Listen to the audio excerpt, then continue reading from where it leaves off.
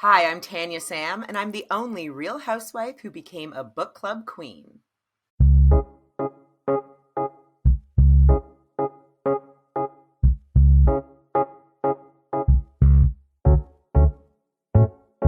Hi, I'm Laura Cathcart Robbins, and this is the only one in the room, but I'm never the only one in this room because, as usual, my boyfriend, producer, and co host, Scott Slaughter, who I call Hun, is here as well. Hi, honey.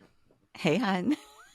So, Hun, yay, this is me rubbing my hands together. We have Tanya Sam here with us. I know, And how cool. I'm isn't that excited. cool? Mhm. I'm excited too. I'm just going to tell you, for those of you who don't know, and I know there's a lot of you who do know Tanya, she is an entrepreneur. She's an investor. She is an advocate. She's an Web3 and NFT expert. What? Who encourages financial literacy with her Money Moves podcast. She's a podcaster and Making of a Mogul series. Tanya is the founder of the Tanya Time Book Club. Yay! Oh, Laura, I'm so Which excited to be here. right? It's so exciting. And before we get into kind of the meatier parts of our interview, I just wanted to, because I noticed this in your background that your father is Ghanaian. Is that correct? Yes, my father Yes. is Ghanaian. He was born and raised in Ghana and came to Mhm. Canada in the 60s on a scholarship that was sort of a collaboration between the Canadian government and the Ghanaian government to go to med school. And he went to med school in Yes. like rural Alberta. Like literally they had that town, that med school, like was like, wow, you're the first Black man we've seen. Oh, That's Canada. That's Canada for you. That's really rural. Yeah. Well, I thought that was an interesting point for the two of us because my father is not from Ghana, but he's a doctor. He's a Black doctor. He went to Meharry, which is an Oh, historically Black medical school in Nashville, but he did his residency in Ghana and he whoa. loves Ghana.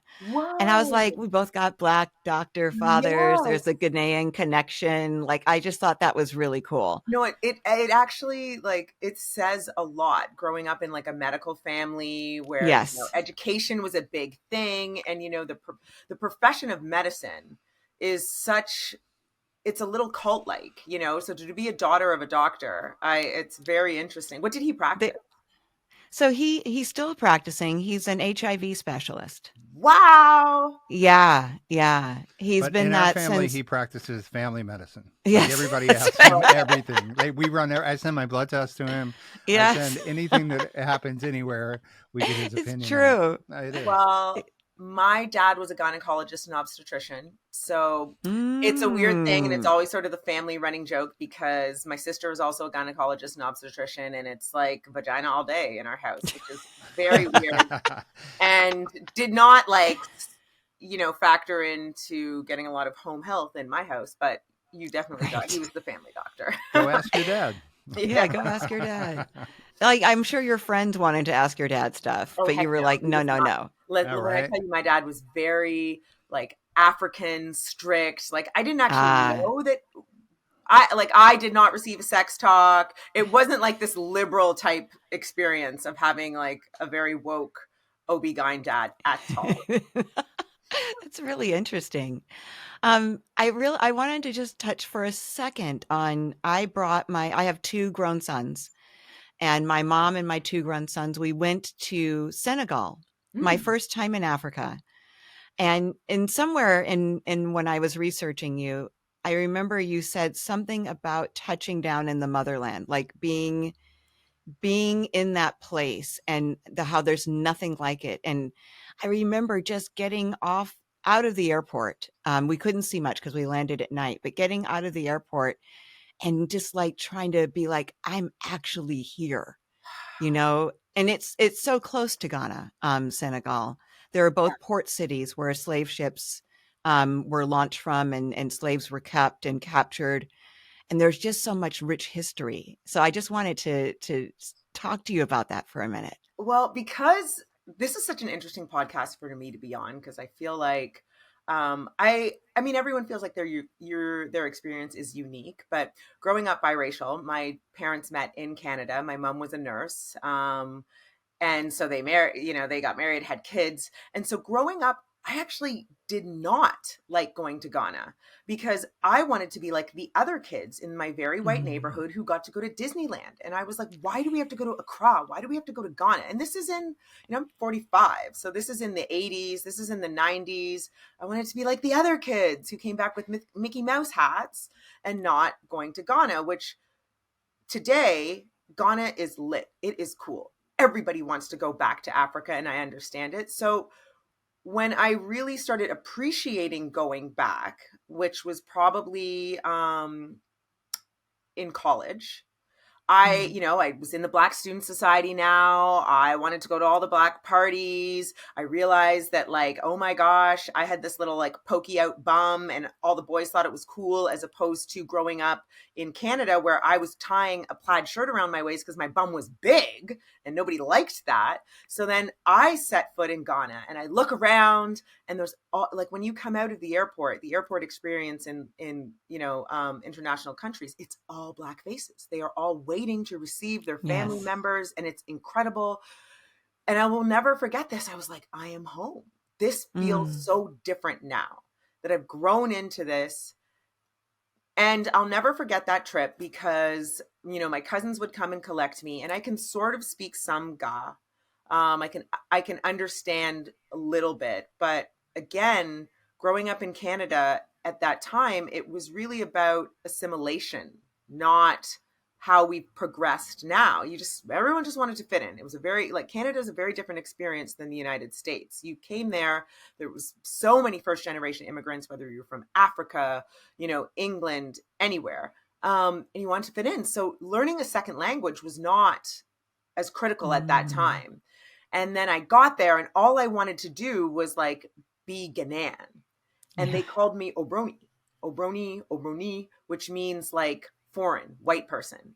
And now I'm like, wait, what do you mean? I am Black. This is my motherland, and it was like, I remember like not feeling too distraught because I still felt like this is my family. I know this is my country, but it was an interesting experience at that point. That's really interesting to me. And I think that it wasn't that dissimilar for me in the US, of just because I'm not biracial, but I was raised Black and white spaces predominantly. You and I talked about this when I came on your IG live for the book club, but I had this experience of really not wanting to stand out, just wanting to fit in, whatever that looked like. For any reason, being Black being just one of the many reasons that I was taller than everybody else, right? I didn't get boobs or a butt for a really long time, things, and I just wanted what everybody else seemed to have. So I completely understand that. And I love that when you went to college, you were really able to embrace that part of yourself, the Blackness, and fall in love with it, is what it sounds like. And it's I love this conversation because I do feel like the Canadian experience and being, and having like these very two distinct cultures. So at home, it was very English and it was very African. And we didn't really call it Black and white back then. And I find this is an interesting conversation to have in America now because the African American experience is very different, right? So I knew I was African without question. I'd come home, there'd be fufu, kenke, I'd have aunts, uncles, we'd have parties, and it would be African music, reggae. There would be all these West Indian influences that were very native to Canada because all my parents' friends were like, first generation Jamaicans, Caribbeans, etc., Africans. Yes. Yeah. And my mom came to Canada to be a nurse with her family, and they were very white. And my grandmother grew up with us. So we would come home from school and we would literally have scones with tea, which is also has like an African influence as well. Like we were a British colony. So it was very one or the other. And sometimes it wasn't even Black. It was Black or white. It was English and African. Yes. Yeah. I can totally see that. Yeah. Really interesting, Tanya. I'm so glad I asked you about that because when I was just like, reading up on you, I was like, this is not something that I see every day. Someone who is Canadian, who is biracial, but it's also like, comes from this African culture, and what I know from watching you and researching you, a British culture as well, Yeah. or a UK culture. I'll say So something else, yeah, Laura, if you don't yeah, mind, that I no, think is no, really interesting about as I look back. Also, my age group, right? And I say this, I'm like, I'm 45. I was born in 1978. And if you look at how Canada was then, this is pre-internet. So we didn't have a lot of US influences. And it's hard for people to understand this unless you remember dial-up and how life has changed with the internet having, this globalization on our phones. So when I was going through like my formative years, we didn't have an urban radio station. Like hip hop and American culture was in the States. So in order for us to get it, and what we heard growing up in terms of music, cultural influences was very African, very West Indian. So you would have like these small, like our public radio would have like African beats. Or in order to get like, I remember getting my first tape, which was oh my gosh, more bounce to the ounce. I don't know. Oh, Heavy D and the was it Boys. Roger? Heavy D Oh, and the Boys. Heavy doing the I voice. got Yeah. in the car and I drove with my brother to Buffalo, to the tape store in Buffalo across the border to get hip hop. Like that's how you had to do it. Or you would record mixtapes on Casey Kasem and you'd come back. So the culture like took a while to come up. So let me tell you, I love me some Led Zeppelin. Like I was a Deadhead. My musical influences are like the Dave Matthews Band. And a Lenny Kravitz, but I know Afrobeats. I Right. know my reggae. Like that's, and people are always like, why do you like soca? Now I could list like those soca monarchs are like my, go-to. Yeah. That's so funny. I laugh when you said the Dave Matthews Band, because that's how I tell people how white Scott is. I'm like, he listens to the Dave Matthews Band. Well, like that's all you need to know. I'll throw a little I've Led seen it more Zeppelin on times than I there. can count. Uh-huh. Jack Johnson, I grew like up the in Indigo Girls.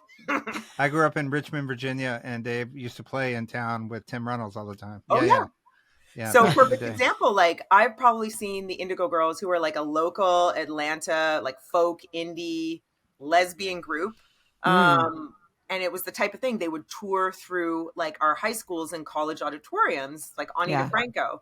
And so now it's funny, I've seen them 3 times this year in Atlanta because they play here a lot. And I guarantee you, me and my sister are always like front row, and we are the only Black people. Yes.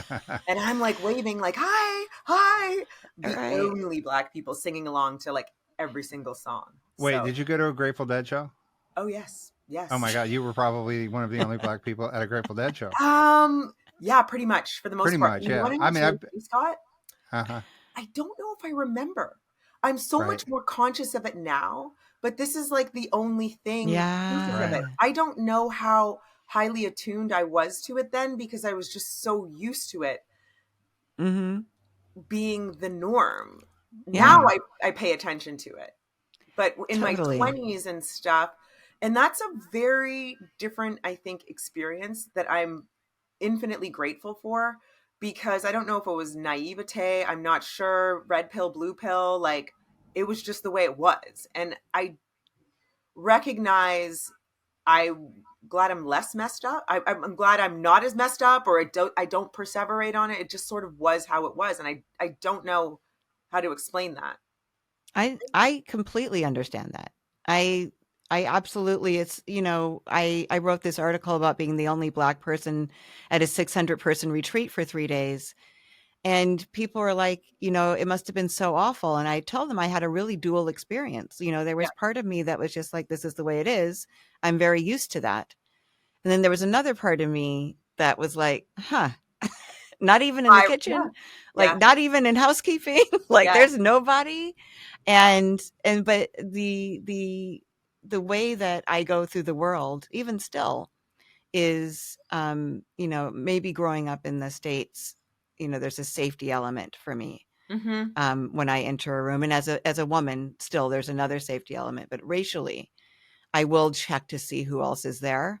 Yes, absolutely. Without thinking about it. But before we get too far into that, because I want to I want to talk about all kinds of things with you. You have so many only one stories, Tanya. I You didn't have realize so it. many.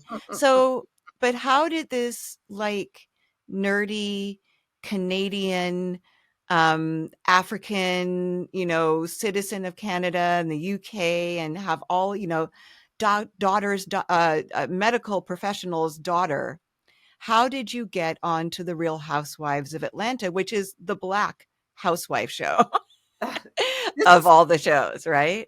this is just sort of perfect show for this question. So I ended up migrating down to the United States because instead of going into medicine, I was a nurse. So I worked in bone marrow transplant, oncology, leukemia, lymphoma.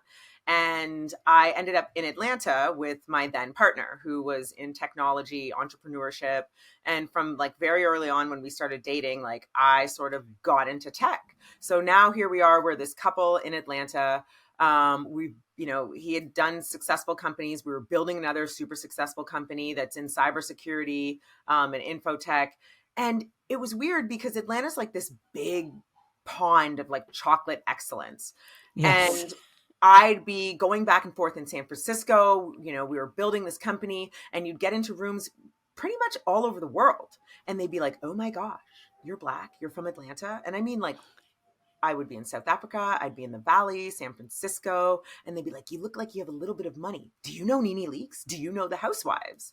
And I'd be like, because that show is so representative of the Black female experience, not just in Atlanta, but across the world. There is not another show that you can watch that people in Sweden to Alaska to South Africa have seen and watched. And it's sort of a guilty pleasure to across all ethnicities, I will say. Yeah. White, Black, this, Asian, they watch it. But for me, having been in Atlanta for, I think it was probably 6 or 7 years, there were all these different spheres that I was mixing in. And I was like, this show is not as representative of my experience of being in Atlanta. I had Black friends. I had white friends. I had friends that were in tech. I had friends that were in philanthropy. I had friends that were like corporate executives. And I had friends that were like from the streets. So when they sort of approached me to be on the show, as they do, they're like, we would like to change the narrative. We'd like to bring in some fresh something. And we think you would be a great example. And I wanted to sort of like pick up the flag and be like, let's show a different side. I have to admit, I hadn't watched too much of the show. I'd watched a bit of New York and this, but I was like, okay, this looks like it will be fun. And let's see. So here I am on the show, which was it was a very Black show. And I'm coming in as this like quirky Canadian girl. And that's exactly what they called me. Well, and from somebody who was watching it, because I think I told you before that I've known Cynthia since we were like in our 20s. Yeah. And we're not like friends. I mean, and Cynthia, if you're listening, I just love you. But, we don't talk all the time. Yep. But we have a lot of friends in common, and we ended up in a lot of the same places. So we've known each other over the years, and I have great love for her. So it felt like one of my family members was on the show when she got on the show, And so I started watching it. And then, of course, just again, like you said, a guilty pleasure, like watching it understanding how produced it must have been, but still really invested in the plot lines and the friendships and the frenemies and all that stuff.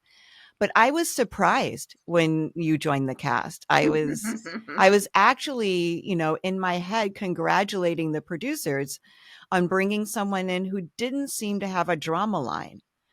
You had a storyline, but not a drama line, it didn't seem like.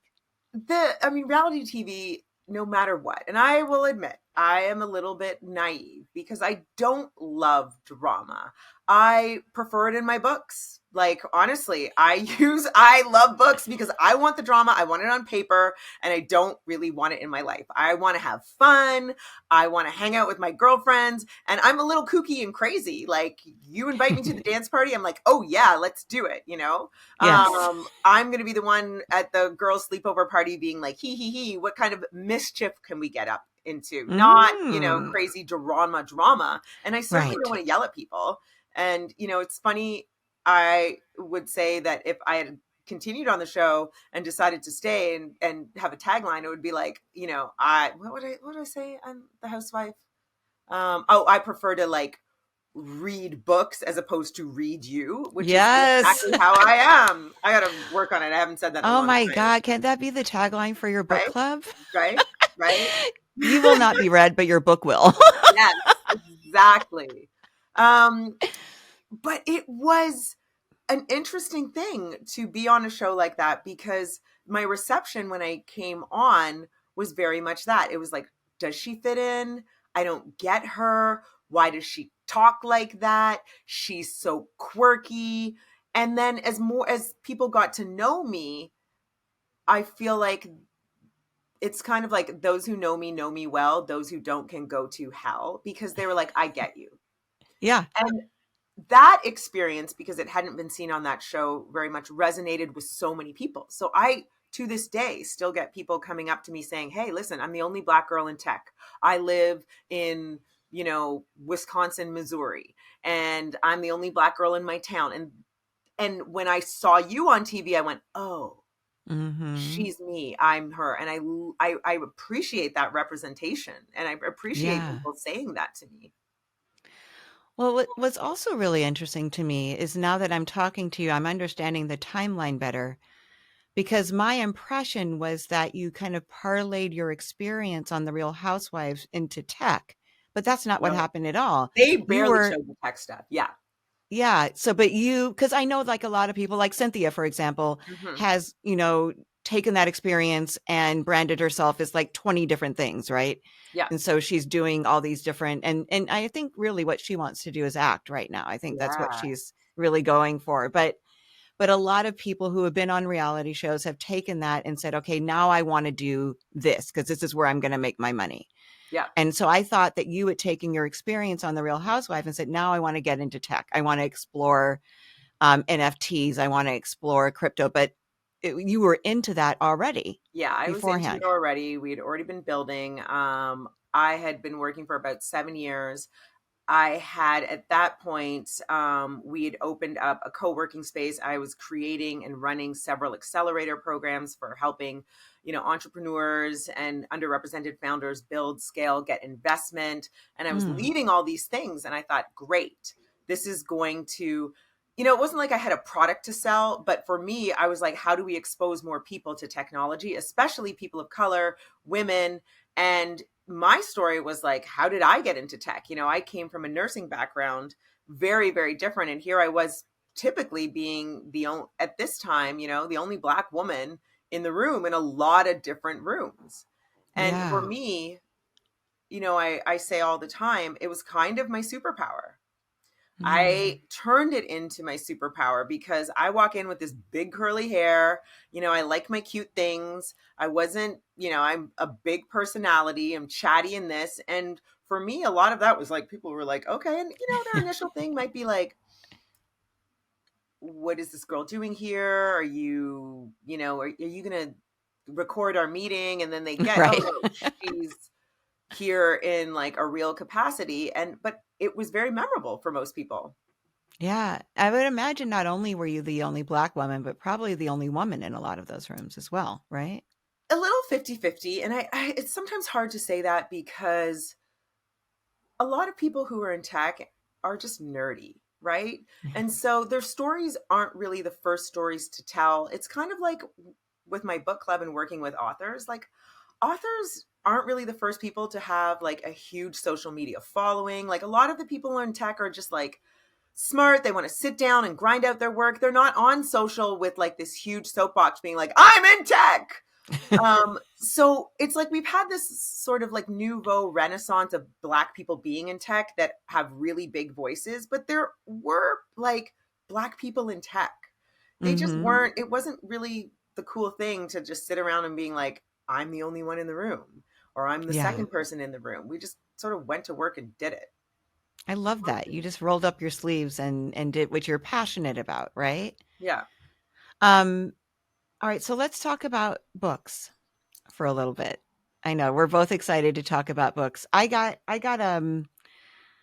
got a DM from, it was either from you or someone from your team. It was from you. Oh, I I'm just like, love that. let's just geek out over books. And my book, Stash My Life in Hiding, which just had its book birthday. It was a year ago that it came out. Congratulations.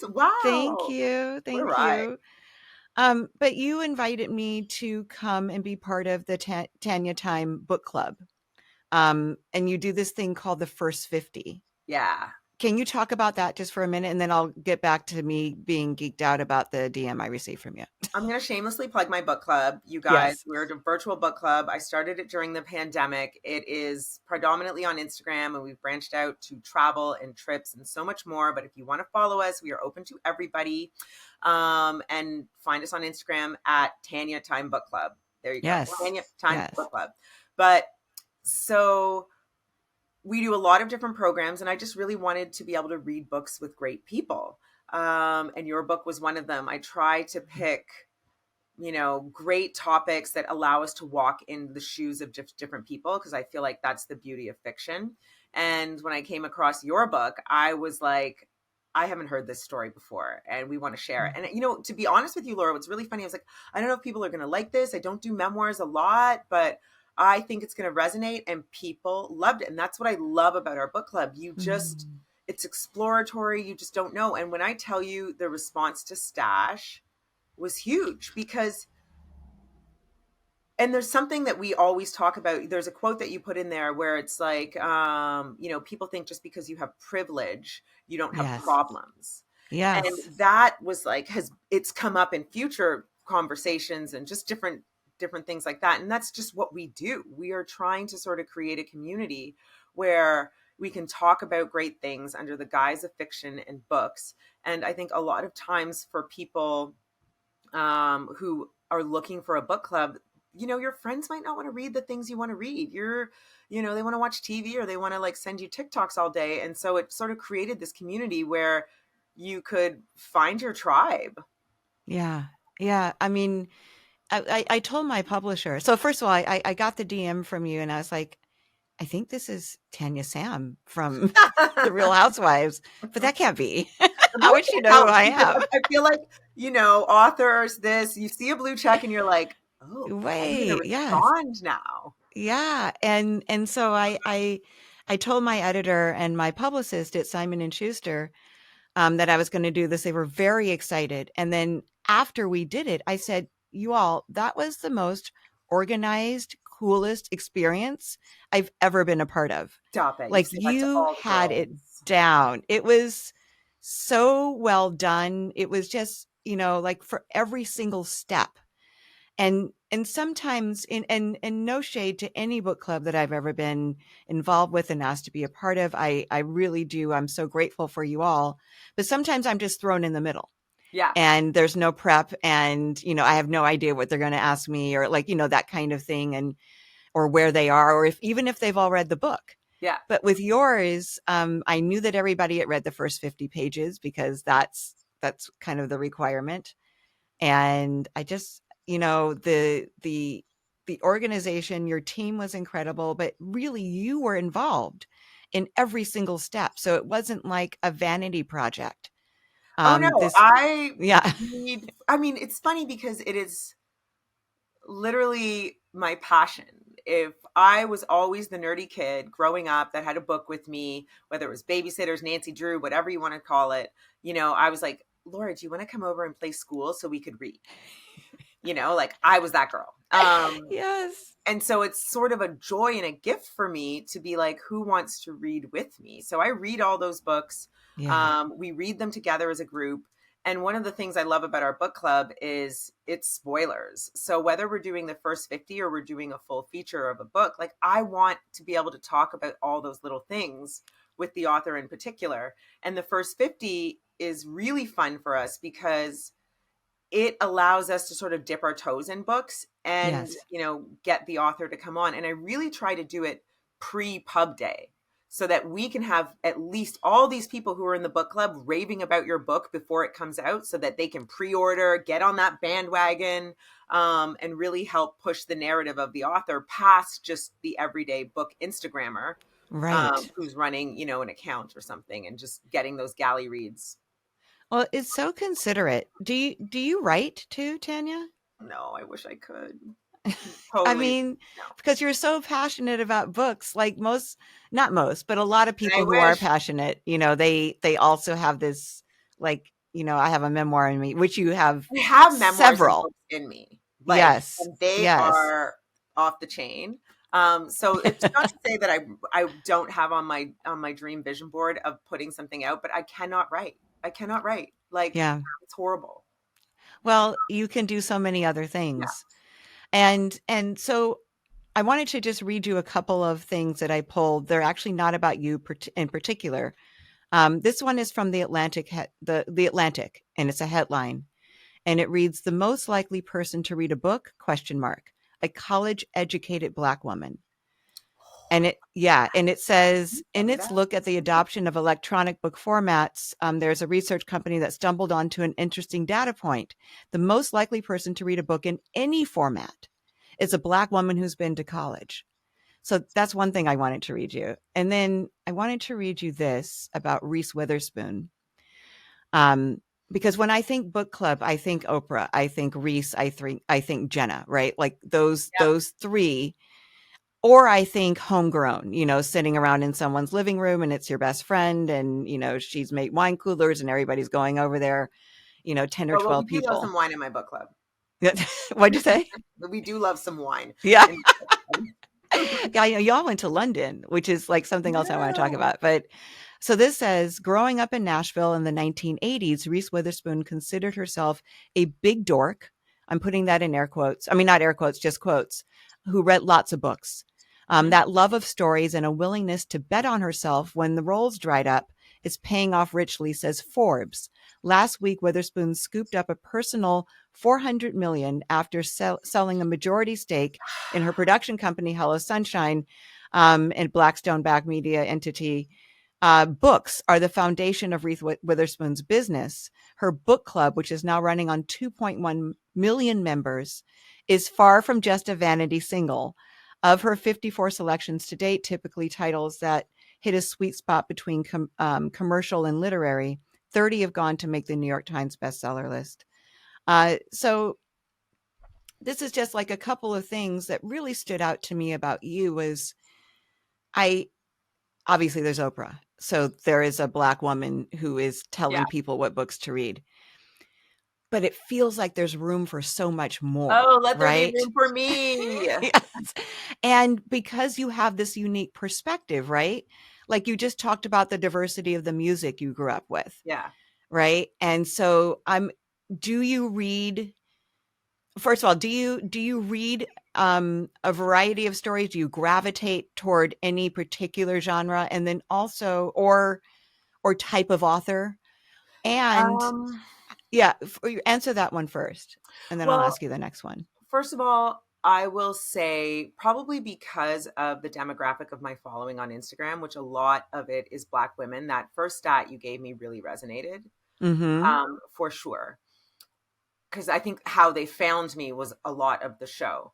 And so, Mm. but I'm very intentional because of the diverse reads that I read and why I like fiction. I feel like I've learned so much, and I've always been a traveler. I've always been quite worldly, but I really like going outside the box. So even though my following is predominantly probably 60%, or in book club, for example, Yeah. probably 80% Black women.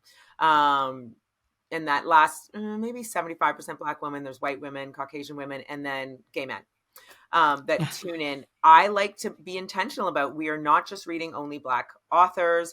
I want Mm-hmm. women, I want men, South Asian. I just was trying to find out an Indigenous author. I had a Palestinian author. I had a gay Jewish man. And no matter what the story, because I always read the books, these aren't just I've sort of read the beginning and someone thinks it's great and I'm picking it. I have always read the books because I want great dialogue all the way through. And I want us to pull out really interesting themes. And I think that's what builds community for us. And that's, becoming, I appreciate the shock and surprise that people get. Like we did a book called Erotic Stories for Punjabi Widows. Oh, Bali it's a Singh great Kumar. title. It's great. And it's Yeah. old women old in Mm-hmm. Punjabi culture who are widowed, right? So they could be from 30 up to 60 up, and it's talking about like, we're not dead yet. Like, I want to have sex. I'm having these sexual fantasies. And, they start writing these erotic stories at a community center, and, and it's hilarious and it's funny, but it also helped us to like understand what it's like growing up as a Punjabi woman, and Mm-hmm. bringing the author on talking about her experiences. And that's not something that you often get, like when you go to Whole Foods in Buckhead, Atlanta. Right. Right. Well, and then God, there's just so much stuff in there. I want to get that book first of all. It's good. So I'm going to Great make read. sure that I write that down. So do you see yourself cuz first of all, why do you think that it's mainly college educated Black women who are the biggest readers of any format of any types of books? They're just the biggest readers, period. And why do you think there are so few Black people in the publishing industry? Uh, okay, so it's a really good question to me. I just think that Black women in general right now are literally quantum leaping. We are doing it in business, we are doing it in entrepreneurship, in formulating small businesses.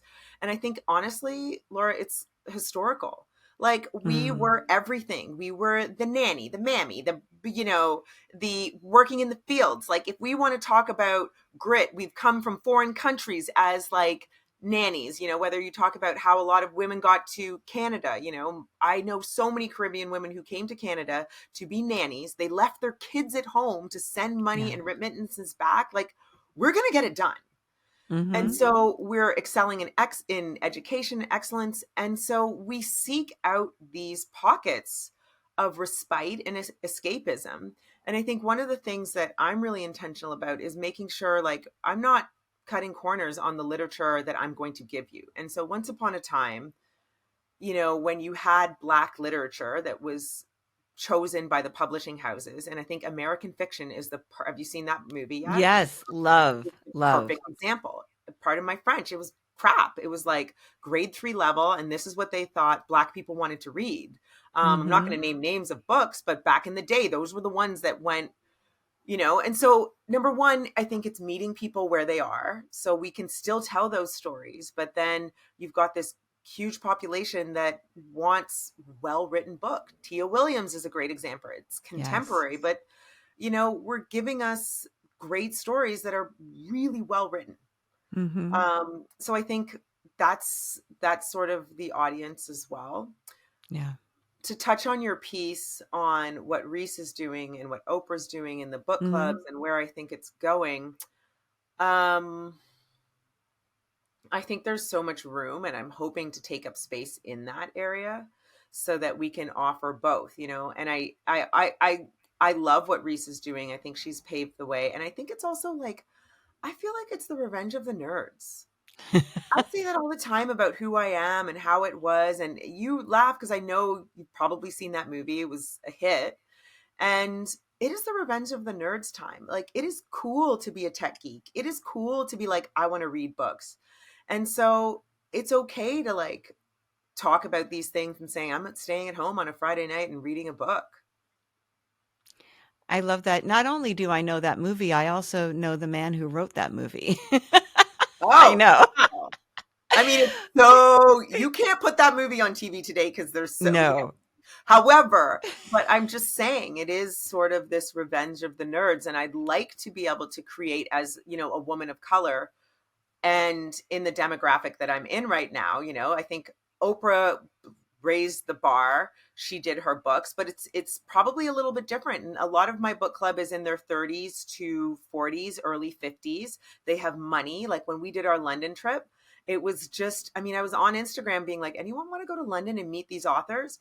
It sold out. I had 25 women. They, and I was like, oh, I've got to do payment plans. They paid in full, and they were like, let's go. Yes. Yes. If you're listening and you haven't been on Tanya's Instagram, check out that London trip because it looked It was amazing. like delicious Yeah. and like so much fun. And I really wanted to go. I told you that I was going to try to go, but it didn't end up going. I mean, Well, we're doing more. yeah, you're going We're to do doing more. more.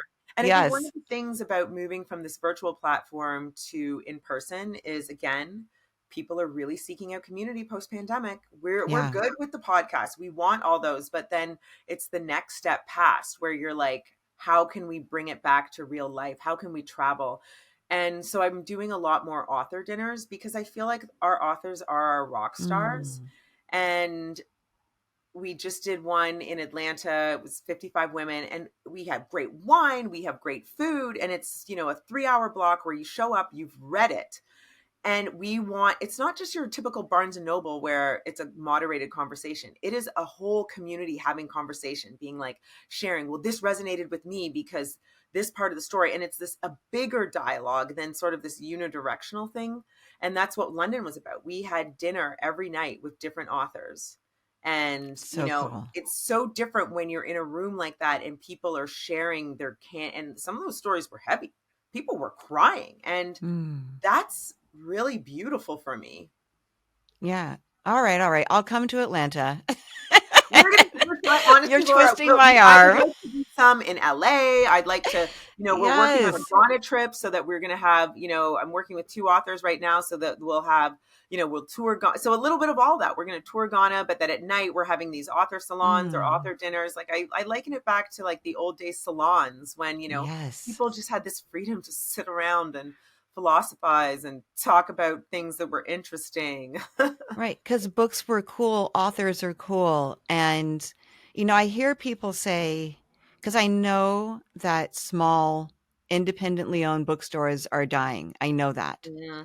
And it makes me extremely sad because I used to love my bookstores growing up. Me too. Yeah. I mean, where we live now, we live in Los Angeles in the Valley in the Studio City area. And there just aren't any bookstores except for the Barnes and Noble here. Yeah.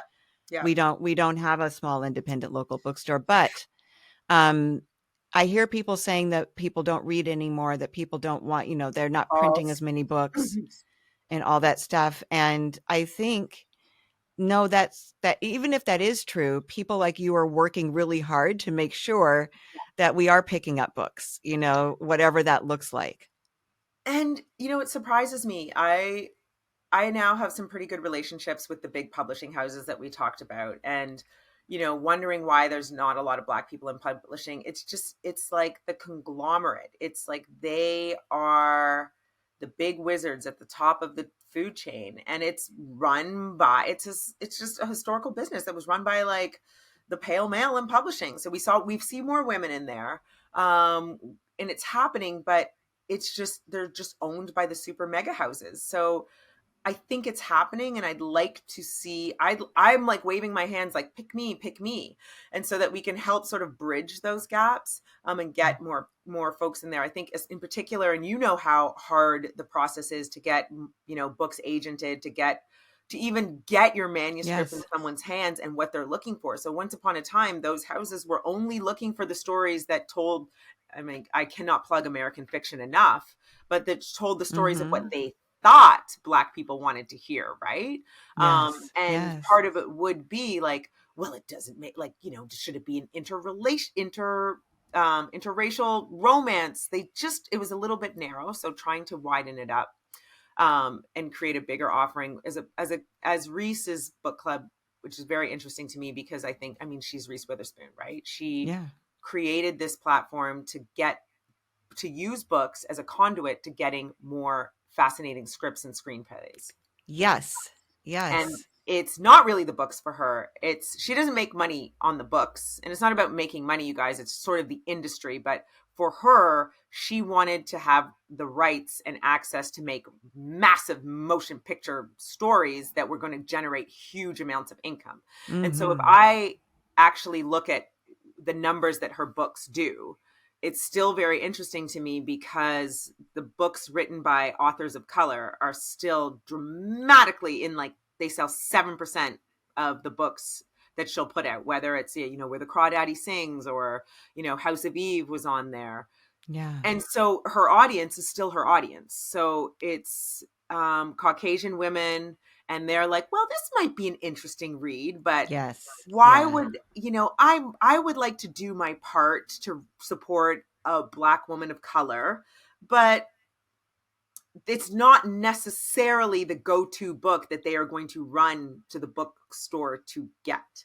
And so when your statistic about Black women who are educated in reading, like I really want to sort of be both to all people, which is a hard place to be in. But you are. You Trying. really are. I mean, you're already doing that. I Yeah, loved House of Eve, by the way. I just finished it. I know I'm a little late to the game. You had a conversation with the author, right? she's amazing. Yeah, Yeah, she's yeah. brilliant. I ate that book up. It was great. It It's was such, so yeah, good. it's such an easy read, and so, and I learned so much I learned while I so was reading. much. Yeah. So just going back to your book club for a second, and because I read you that statistic about college educated Black women, reading the most. You have to send me that. Um, I will. I'll send it to you. It's an Atlantic Mhm. article. The New York Times says, want your book published. It helps to be white. And Absolutely. and it says, we guessed that most of the authors would be white, but we were shocked. This is the New York Times reporter saying, by the extent of the inequality once we analyzed the data of the 7,124 books for which we identified the author's race, 95% were written by white people. And so the diversity at publishing houses has increased, but white authors still dominate. Non-Hispanic white people account for 60% of the US population. In 2018, they wrote 89% of the books. So, I mean, that's 2018. Things are, during the summer of 2020, there Hmm. were more Black authors on the bestseller list than ever before in history. I think we took up like the first, we were the top 10, Yep. and now there's, of course, what did, I forgot what he called it, the Blacklash, um, right? Where people are like going the other way. But this is why you give me hope. This is why you give me hope, because you were out there creating something that didn't exist before. You have a platform. Yeah, you have a platform and you're using it. It sounds really trite to say you're using it for good, but you are. You're bringing people to the table who might not have been exposed to these authors.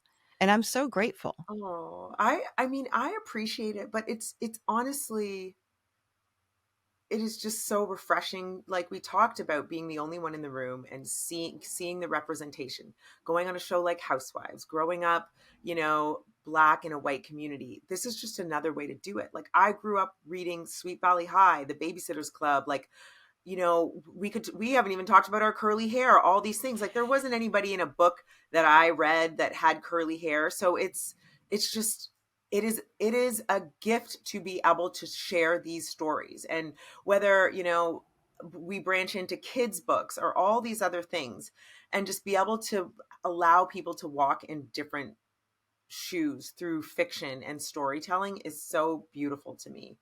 And in a way that's so much more authentic. I don't want to tell necessarily all of our trauma stories or all of these contrived, I'm going to say it, like Tyler Perry stories. Yeah. I want to talk about the fabulous Black woman in tech and have that story written, and people to just be able to see themselves.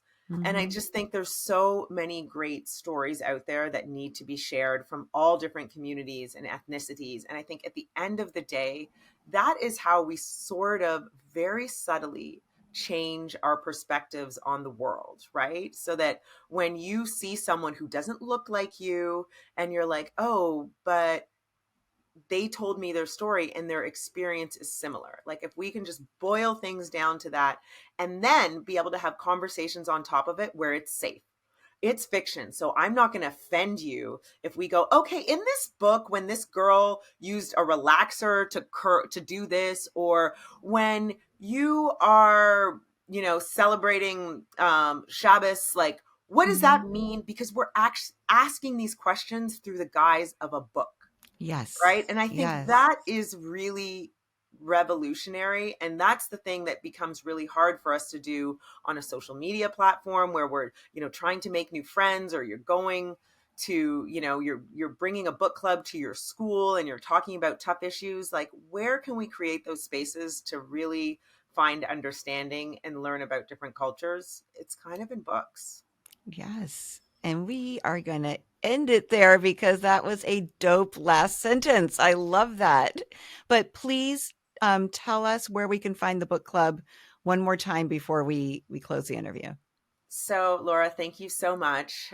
This was such a gift and a joy. You can find us. I say go straight to the source. It's Tanya Time Book Club on Instagram. We meet there on Tuesdays, typically Tuesdays. Sometimes we move around just because authors are busy, but we read entire books together week by week, chapter by chapter. We discuss them, and we are now branching out into many more in-person events. So you can find us at TanyaTimeBookClub.com. So we would love to have you, open to everyone. We are a no pressure, no stress book club. Come in, join us, and that's it. Yes, for the love of books. For the love of books. Yeah. You know, and it's community. So you'll meet book besties there. They're your friends for life, and it's really easy peasy. Beautiful. And I'll just so plug glad. myself. If you want to follow me on Instagram, Yes. it's at ITS Tanya Time. Love to have you. You can find out all the things I'm working on there as well.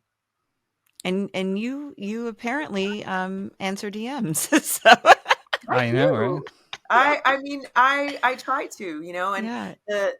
I will say the next thing that we're working on with our first 50 is helping unagented authors, you know, get their start. Yes. So if, you know, we've opened up a program where if you send us the first 50 of your manuscript and I like it, I'm going to share it. Our book club is going to read it. They are like, I'm the Pied Piper, and we are all out in the streets championing like some really good reads. So wow.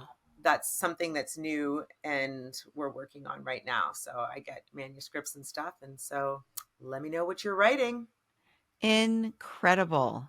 Really incredible. I'm so glad we had this conversation. I knew I wanted to have you on the show because so many reasons, but I'm like, this isn't only one story. This isn't only one story. This isn't only one story. And we get to talk about books, which is my favorite subject too. So I'm just so pleased. And I thank you so much, Tanya. Thank you for coming on. Thank you. Yeah, thank you, Tanya. So much.